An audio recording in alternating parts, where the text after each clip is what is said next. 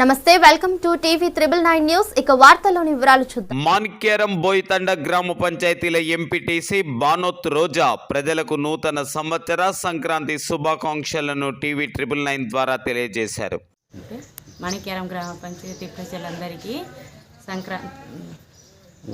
నూతన సంవత్సరం మరియు సంక్రాంతి శుభాకాంక్షలు. మాణిక్యారం గ్రామ ప్రజలకు నూతన సంవత్సర మరియు సంక్రాంతి శుభాకాంక్షలతో మీ ఎంపీటీసీ బానోత్ రోజా రాంబాబు గారు. మరిన్ని వివరాల కోసం చూస్తూనే ఉండండి టీవీ 999 న్యూస్.